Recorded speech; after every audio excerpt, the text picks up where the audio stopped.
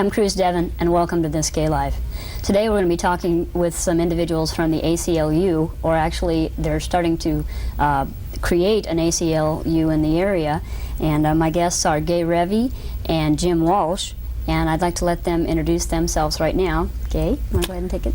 Good morning. My name is Gay, and I'm here in Springfield now. We moved here about a year ago. I have a background as a teacher, former prison administrator, former Peace Corps volunteer, and now I'm retired. Ah. And Jim? Yeah, I'm now an assistant professor of communications at SMSU. Been a lot of things. Been in cooking, in restaurants, in driving trucks, all sorts of things, putting myself through school. My wife and I have been living here, I guess, about a year and a half now. We came from Indiana. Mm.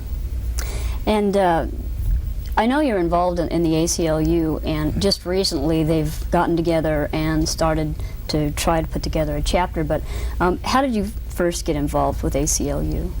I first was involved with the ACLU way back in the 60s. And when we moved to Springfield, I realized that there wasn't a chapter here, and we knew Jim and his wife, and we got together a group of people to form a steering committee to form a chapter here.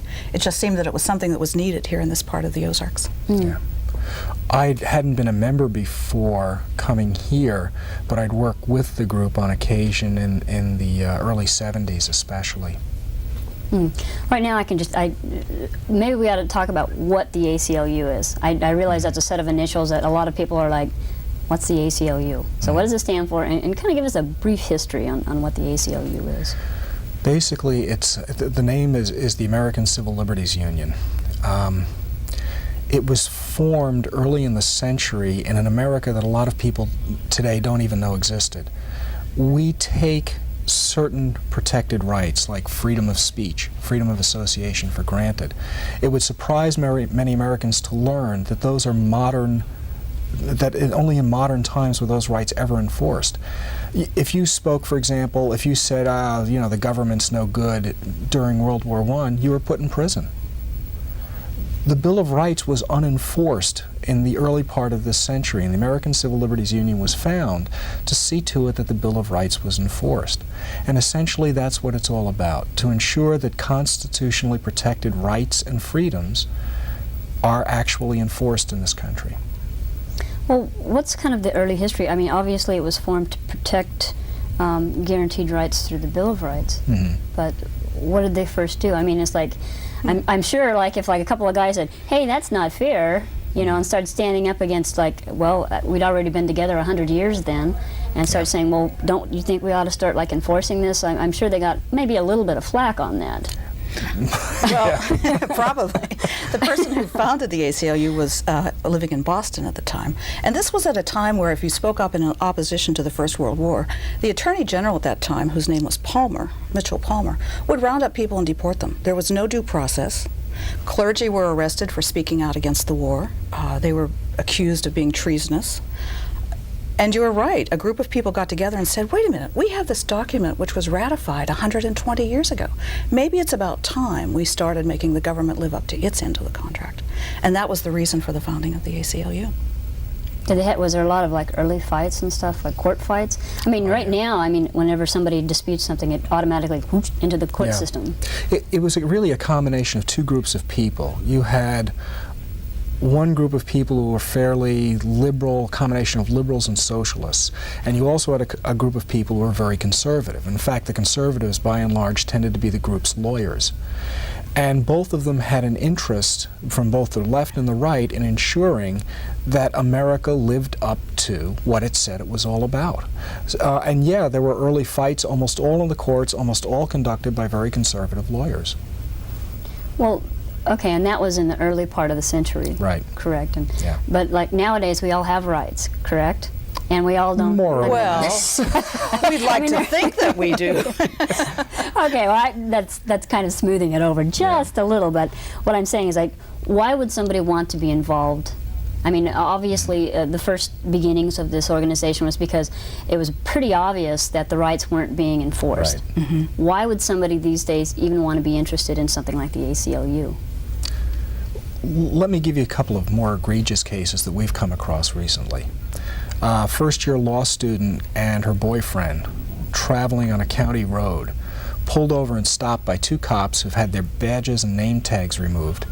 Their car is searched despite the fact that they told the police, "We do not want you to search our car. You have no legal right to search our car. That's protected under the Constitution unless the police have good reason to believe that there's a law is being broken." And the police went ahead and searched the car anyway, and their persons. That happened, what, 5 months ago? About 5 months ago. About 5 months ago here. Exactly. What are some of the other cases we've had People recently? being pulled over because they look suspicious, which means they're black or Hispanic or a black man and a white woman.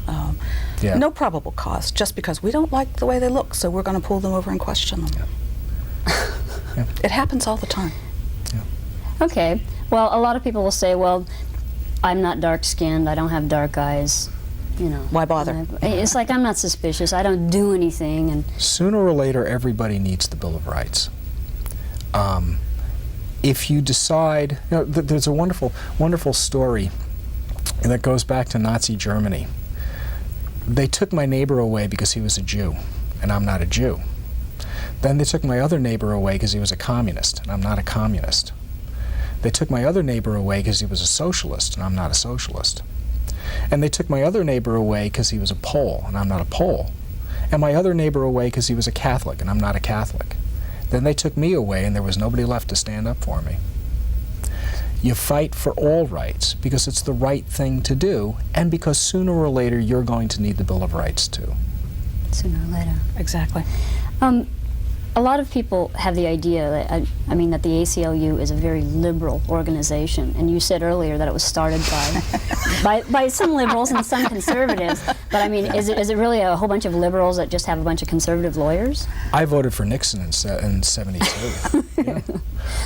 I voted Republican as often as I voted Democratic. The ACLU is not a political organization. It's not a Republican organization. It's not a Democrat organization. It's not a liberal organization. It's not a conservative organization. It receives no money from the government. It's funded privately by individuals and foundations that cross the political spectrum. The ACLU does not defend people or issues. It defends the Bill of Rights. Yeah. And it appeals to conservatives as much as it appeals to liberals. It's truly the country's largest organization defending the Constitution. In the 1930s, the ACLU defended various fascist groups who were being attacked by local police because they were saying things that were anti-Semitic. The ACLU defended their right to say it. In the 40s, it defended people like Terminello and Kuntz, who were followers of people like Gerald Smith, the right-wing religious evangelist. Again, because they were, according to local police, defaming groups, and the ACLU stood for their right to do that. It's defended Oliver North. It filed an amicus brief in his behalf because evidence that he had been compelled to give before the Senate was then being used against him in court. It's worked in support of right-to-life groups in Washington State and in Michigan in favor of their rights to protest against abortions despite restrictive local codes. It's against politically correct speech codes on college campuses, which is something that, again, most conservatives are also against. It is not a liberal group, it's not a conservative group, it's a rights group. Exactly. Well, a lot of people will say, well, don't they defend prisoners, you know, and the first thing that comes out of people's minds is like, well, why are we defending these people if they've already done something wrong? Just because you're in prison doesn't mean you lose your Bill of Rights under the Constitution.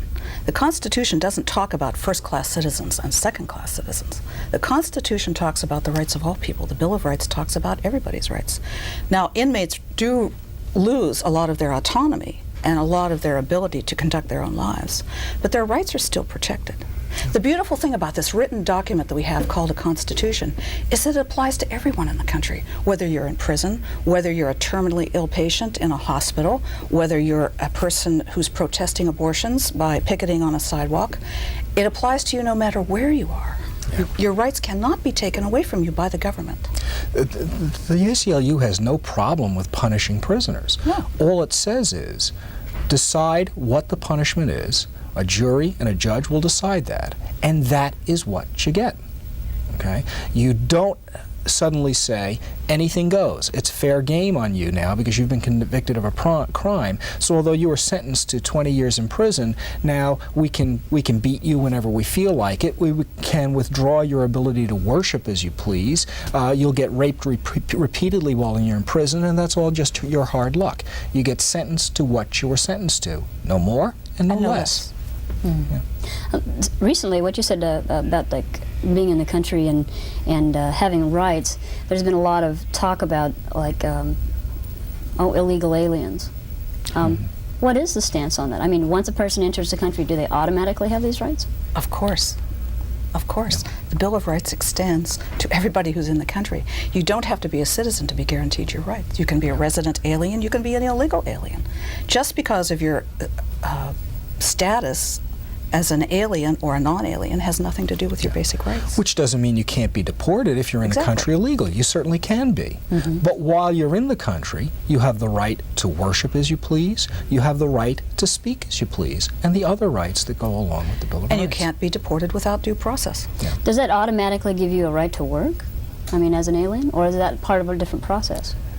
Not necessarily, no. Again, they're perfectly sound and constitutional laws determining when and how people work, how people can be hired, laws. and most of them are completely constitutional. State employment laws, federal laws, those are entirely within the framework of the Constitution. So if a person says, well, okay, we're letting all these aliens in and we let them work, basically that's kind of a misnomer because basically they may be going against particular laws, and just the freedoms or the Bill of Rights or anything is not giving them automatic right to work or giving them jobs. Where most problems come up with something like this is not so much that aliens have the right to work. The problem comes up when you say, okay, who's an alien and who isn't? Okay, are you in the country legally, and do you therefore have a legal right to work? Well, how do we determine who's in the country legally? Well, we ask for identification cards. Who do we ask for identification cards? Do you ask me? Do you ask Gay? Do you ask you? No. Who do you ask? Someone who looks Hispanic. Ah, well, you have the recent case then in California where a student who was a legal citizen of the country was deported to Mexico because he didn't have the right identification with him. Exactly. That's unconstitutional. Exactly. And don't forget that many people who are working here, quote, illegally, unquote, are on payrolls, paying state taxes, federal taxes, Social Security. They're paying for all of those things. How does, I mean, as far as, you know, rights to work, I mean, what the Missouri laws, how does that, I mean, these basic laws. What laws?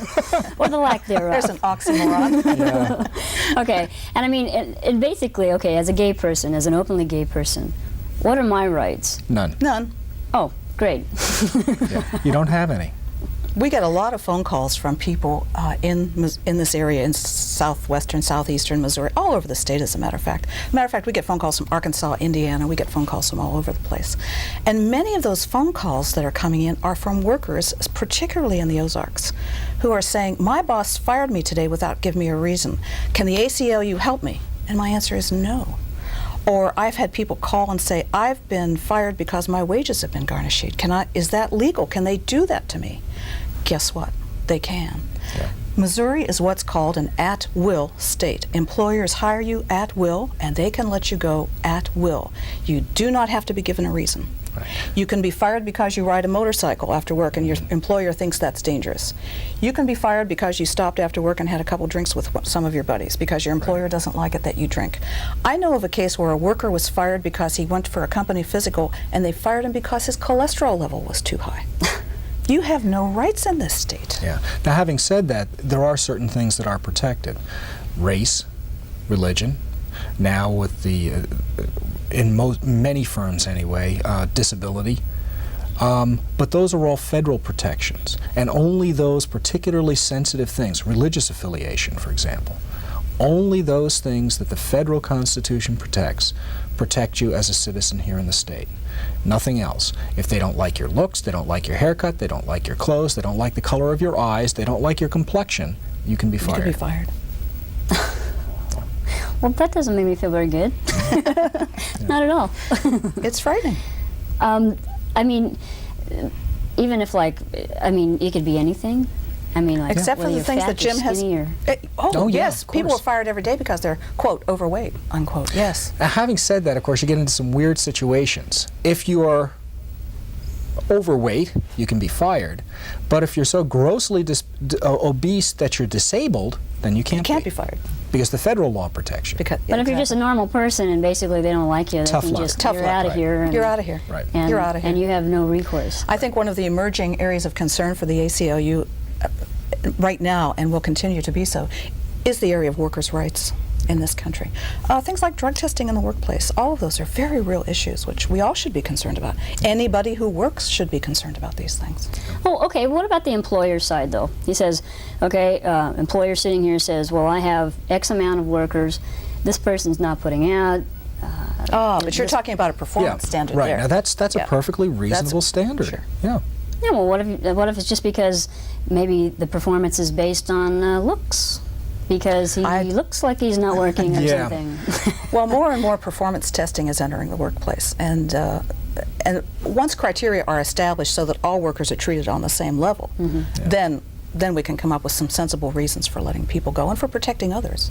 Yeah. But in the meantime, we have a long way to go on this issue. Yeah. Are there, like, what are some states that have, like, protection over that, though? I mean, Very already? few. There are only some places in California, some municipalities have it. Most states are at-will states. It's a 19th century English common law that came into the U.S., and we've adopted it as our way of doing business here. That doesn't feel very comfortable at all. You were talking earlier when we were together about sunshine laws, and that's about the openness of government. We have been getting phone calls from people in Missouri who say, I'm trying to get this information from my county auditor. I want this information on budgets in the county, and they won't give it to me. They say that they don't have to give out this information. Right. Wrong. That's public information, and you have access to it, and you are entitled to that information. The one attitude, and here you can really see here where left and right get together in many ways in the ACLU, the one attitude that almost every citizen finds obnoxious is that government officials have the right to rule at their whim. You know, this phrase public servant means exactly that. We elect you, we pay you, you serve us. You are not my ruler. That means that we have the right to know what decisions you make, we have a right to know why you make those decisions, and we have a right to the background within which those decisions are made. We pay for the system that created those decisions. They're ours. We own them. You can't deny us those things. And essentially that's what the sunshine laws try to ensure. We have a right to the information that the public generates. Now, are there exceptions? Yes. For example, things that would be a clear and convincing case of national security, okay? Plans for the latest atomic weapon, that sort of thing. Yeah, we should probably keep that secret. Right, exactly. Troop movements, you know, would there be Those a clear, kinds of things. right, a clear danger of lives being in jeopardy if those sorts of things were released. Otherwise, we have a right to public information, and no one elected on any level in government has a right to deny that. They are our servants. And we certainly have a right to know where the money is going. Yes. How much is taken in and where is it going? Yeah, That's 'cause the right of all citizens. right. I'm delighted when people call and they're angry about this because it means that they're concerned and that they care. Yeah. Well, what about, okay, I'm cruise average, and I'm calling up, and why would I want to know particular things? I mean, why? And what kind of things would I want to know? You don't really have to have a reason except you want to know why did the county spend X number of dollars on this project and who was the contractor on the project? Here's an interesting one. Suppose you're in a residential neighborhood and around the corner they've rezoned to put in an industrial park. Might be interesting to know who spoke in front of the committee. Who were the committee people Who approved this? who approved it? Because if you find out that there are conflicts of interest there, that in fact two of them are on the payroll of the person who put in the industrial park, that would be an important thing to want to know. Is there a way you could repeal it if there was, like, a conflict of interest? Well, conceivably you could have a petition to override the council's action, but even more important, I doubt that you want to re-elect those particular council members. Exactly. Especially if they're working behind Exactly. your back. The main reason why people in government don't want information to come out is because it's going to be personally embarrassing to them. Okay? There's no constitutional right protecting politicians from embarrassment. Exactly, exactly. As we found out lately. Exactly. Okay, well, obviously a lot of people that may think that they have no reason to be involved should probably get involved. But I mean, on a personal level, I mean, what is probably the most likely thing that's going to affect somebody that they might want to say, well, maybe I need to call the ACLU? Many calls that we get have to do with what we've already discussed, workers' rights, which don't exist. Credit. Yes, credit Credit's ratings. another Yeah, one. yeah. Yeah, there are all sorts of laws protecting the rights of creditors. Who can have access to your credit information? On what grounds can they have access? How can you go about fixing mistakes that are made in your credit history? That's another thing. That What about your might right to wanna know about. privacy? Yeah. How do you know who's getting a hold of your records? It's a very real cause and a very legitimate cause for concern by everybody. Yeah. You can be denied housing because someone illegally got access to your credit history and there were mistakes made in that history. I mean, that happens all the time. I know of a couple that was denied a mortgage several years ago because the bank didn't want to approve the loan because she wasn't taking a contraceptive. What? Yes, yes. You talk about intrusion into a person's private life. This is no business of the government. And you can see, too, why it is that even people like Barry Goldwater have good things to say about the ACLU. This is conservative stuff. This isn't liberal. You mean the only thing that the ACLU protects is not just blacks, gays, and lesbians, and all the fringe radical groups? Like I said, we protect people's rights. Now, why do we tend to protect people on the fringe, either right or left? You know, Ku Klux Klan as well as Nazis communists. and Skokie. Yeah. Why do we tend to protect those? Because they're the ones whose rights get threatened. You know, the majority's rights doesn't get threatened in a democracy. No politician in his right mind would do that because he'll be voted out of office the next time. Whose rights are going to get threatened? The people whose rights are the people who are least able to defend themselves. And Because those they tend haven't to got be popular support. right. Those are tend to be the fringe groups. But we're not protecting groups. We protect the rights wherever they're threatened. Exactly. Yeah. What are some of the most, well, I hate to say sensational, but some of the biggest cases that have been, say, in the last couple of years that have happened? Boy. I mean, something that somebody may be familiar with, because I know a lot of people say, well, I haven't heard anything about this, and it's like, how is this going to affect me? And Boy, it's hard to say. The last couple of Specific years, I cases, can't think of any really big dramatic ones. The ACLU isn't primarily an organization of litigation. That's not the goal. Many times a letter from an ACLU chapter to a agency of the government or a local government agency is enough to stop something. Because it just gets them to think that maybe, you know, that we hadn't realized that we were doing something that was questionable. And we don't see ourselves as people who come into town to start suing everybody. That's not the purpose of the ACLU. That's not what we're here for, and that's not what you're we're not troublemakers? Well, we can be if we have to be, but we would prefer not to. I mean, I would just as soon be sitting in front of my fire cozy at home as anybody else. Yeah. And people have said that to me. You've only lived here a year. You're one of those outside agitators. What do you want to come in here to Springfield and do this for? And my answer is easy. We have a constitution in this country that protects you no matter where you live or how long you've lived there. You're not eligible for your rights under the Constitution after you've lived someplace for 5 years or 10 years or whatever. Exactly. And it's the beauty of this document, which doesn't exist in most countries in the world, is that it's written down and it's a guarantee. And more Americans should insist that the guarantee be honored. Okay, well, say somebody's at work and they're feeling for some reason that they're being discriminated against in some way or the next, or and they maybe have a legitimate thing, like maybe it's because they're black or they're gay or lesbian. Or religion. Or religion. Yeah. Well, maybe not gay or lesbian because we haven't got a federal law on that yet. But, I mean, what can they do? Well, they can certainly call our office. We handle a lot of phone calls. The ACLU doesn't usually take on these cases because those workers are protected under federal statute. For example, if somebody says, you're fired because you're a right-wing Christian and we don't want you to type in this place. Your religious views are just out of line and we don't want you to work here anymore. You are protected. When people call our number, we refer them to the EEOC. And the they number's up file on the a screen complaint. right now. If anybody has any questions, any further questions, or if they would like more information, go ahead and call that. Yes, they're free to call us or send us a fax. And several people have called and said, do I have to tell you my name? I don't want anybody to know that I called the ACLU. And the answer is no, you don't have to tell us your name. That's quite all right. No, we're tracing this call. No. And we don't do that. We don't have caller ID, and we're not going to do that. So feel free to call and ask questions. Well, that's kind of cool.